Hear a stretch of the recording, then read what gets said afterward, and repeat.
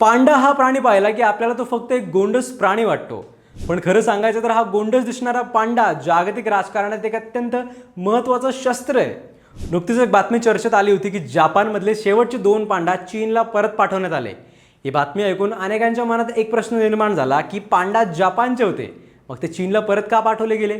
याच प्रश्नाचं उत्तर आपल्याला एका वेगळ्याच संकल्पनेकडे घेऊन जातं, ज्याला म्हणतात पांडा डिप्लोमसी. काय आहे ही पांडा डिप्लोमसी आणि जागतिक राजकारणात पांडा महत्त्वाचा का ठरतोय, जाणून घेऊया या व्हिडिओमध्ये. नमस्कार, मी संकल्प पाटील आणि तुम्ही बघताय लगावबत्ती. पांडा डिप्लोमसी म्हणजे चीनने पांडाचा वापर आपल्या फॉरेन पॉलिसीमध्ये केलेला एक खूपच हुशार आणि प्रभावी डाव आहे.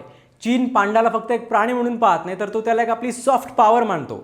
सॉफ्ट पॉवर म्हणजे प्रत्यक्ष युद्ध, थ्रेट्स किंवा प्रेशर न आणता आपली पॉझिटिव्ह इमेज तयार करून इतर देशांवर प्रभाव टाकणं. पांडा हे त्यासाठी चीनचं सर्वात प्रभावी माध्यम ठरलंय, कारण पांडाबद्दल जवळजवळ सगळ्या देशांमध्ये आपुलकी आणि आकर्षण दोन्ही आहे. या पांडा डिप्लोमसीचा इतिहास खूप जुना आहे. 7व्या शतकात म्हणजे चीनमध्ये तांग राजवंशाच्या काळात चीनने जपानला 2 पांडा भेट म्हणून दिले होते असं मानलं जातं. त्या काळातही पांडाचा वापर मैत्री आणि विश्वासाचं प्रतीक म्हणून केला जात होता. आधुनिक काळात हीच रणनीती अजून जास्त योजनाबद्ध आणि राजकीय स्वरूपाची बनली. 1957 साली चीनने आपल्या पहिल्या पांडा राजदूतांना म्हणजेच पांडांनाच सोव्हिएत युनियनला भेट म्हणून पाठवलं. त्यानंतर इतर समाजवादी देशांनाही पांडा देण्यात आले. पण पांडा डिप्लोमसीला खरी जागतिक ओळख मिळाली 1972 साली, जेव्हा अमेरिकेचे राष्ट्राध्यक्ष रिचर्ड निक्सन चीनच्या दौऱ्यावर गेले. त्या ऐतिहासिक भेटीनंतर चीनने अमेरिकेला 2 पांडा दिले. हा फक्त प्राण्यांचा व्यवहार नव्हता, तर 2 महासत्तांमधल्या नॉर्मल झालेल्या परिस्थितीचा तो एक प्रतिकात्मक क्षण होता. याच काळानंतर जगाला हळूहळू समजू लागलं की पांडा हा चीनसाठी फक्त राष्ट्रीय प्राणी नाही आहे, तर एक राजनैतिक साधन आहे. पण 1994 नंतर चीनने त्यांची पॉलिसी बदलली. पांडांची संख्या कमी होत असल्यामुळे आणि त्यांच्या संवर्धनाचा प्रश्न गंभीर बनल्यामुळे चीनने इतर देशांना पांडा भेट देणं थांबवलं आणि लोन सिस्टीम सुरू केली. आता ही लोन सिस्टीम म्हणजे काय, तर आज जगात जिथे कुठे पांडा दिसतो तो बऱ्यापैकी नेहमीच चीनकडून लोनवर दिलेला असतो. या लोनसाठी खूप स्ट्रिक्ट डील केली जाते. एका पांडासाठी परदेशी प्राणी संग्रहालयांना चीनला दरवर्षी 5 लाख ते 10 लाख अमेरिकन डॉलर्सपर्यंत फी द्यावी लागते. हा पैसा चीनमध्ये पांडांच्या संरक्षणासाठी, त्यांच्या नॅचरल रेसिडेन्ससाठी आणि रिसर्चसाठी वापरला जातो.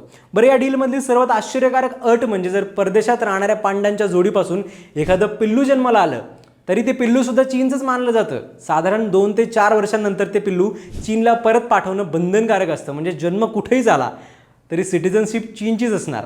बरं, चीन काय प्रत्येक देशाला पांडा देत नाही. पांडा मिळणं म्हणजे त्या देशाशी चीन त्यांचे संबंध अत्यंत महत्त्वाचे मानतो. अनेक वेळा बिझनेस डील, स्ट्रॅटेजिक पार्टनरशिप किंवा राजनैतिक जवळीक या गोष्टींच्या पार्श्वभूमीवर पांडा लोन दिलं जातं. त्यामुळे पांडा डिप्लोमसी ही फक्त भावनिक नाही, तर पूर्णपणे राजकीय गणितावर आधारित आहे. आज पांडा डिप्लोमसी ही जगातल्या सर्वात यशस्वी सॉफ्ट पॉवर स्ट्रॅटेजींपैकी एक मानली जाते.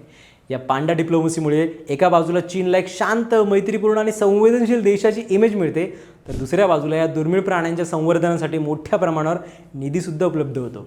जरी हा सौदा महाग असला तरी जगभरातले प्राणी संग्रहालय या पांडांसाठी रांगेत उभे असतात, कारण पांडा म्हणजे पर्यटकांची गर्दी, प्रसिद्धी आणि प्रतिष्ठा. आणि अशा प्रकारे दिसायला साधा आणि निरागस वाटणारा क्यूट पांडा प्रत्यक्षात जागतिक राजकारणात एक अतिशय ताकदवान खेळाडू ठरतो. आणि म्हणूनच जगातला जवळजवळ प्रत्येक पांडा शेवटी एकाच देशाचा असतो, चीनचा. काय वाटतं तुम्हाला या पांडा डिप्लोमसीबद्दल? कमेंटमध्ये नक्की सांगा आणि अशाच इंटरेस्टिंग व्हिडिओसाठी फॉलो करा लगावबत्ती.